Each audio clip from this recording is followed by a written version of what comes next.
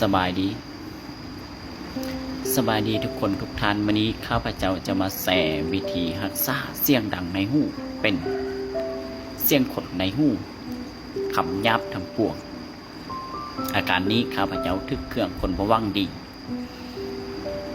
ที่ข้าพเจ้าบ่ฮู้บ่เห็นนี้วิธีรักษาและวิธีรักษาแก้ด้วยตัวเอง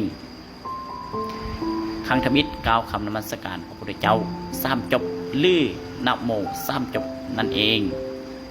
มี3วิธีที่บรรเทาเสียงดังในหูคำหยาบทั้งปวงเป็นเสียงคนตามคำสอนของพระผู้มีพระภาคอรหันตสัมมาสัมพุทธเจ้านั่นเองหรือทางศาสนาพุทธนั่นเองวิธีที่1เป็นผู้มีขันติต่อคำหยาบทั้งปวงเป็นขันติบารมีแล้วจักบรรลุโพธิญาณวิธีที่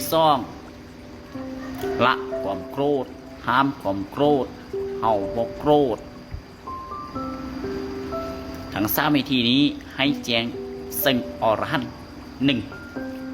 2มีกิเลสดูรักต่อปราศจากไปแล้ว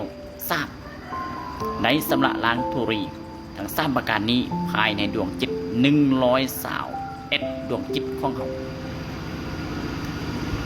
วิธีที่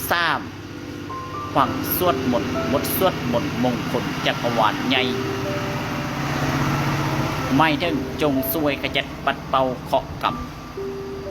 สั่วภายในตัวตนและทางโลกทั้ง3ประการนี้ทำสนะอะธรรมเป็นผู้มีขันติเป็นกำลังมีความบักบั่นอย่างแท้จริงมีจิตเที่ยงตรงมีกำลังมากมีความบักบั่นอย่างแท้จริงสำนักกำลังรบได้ทั้ง3ประการนี้เพียงบรรเทา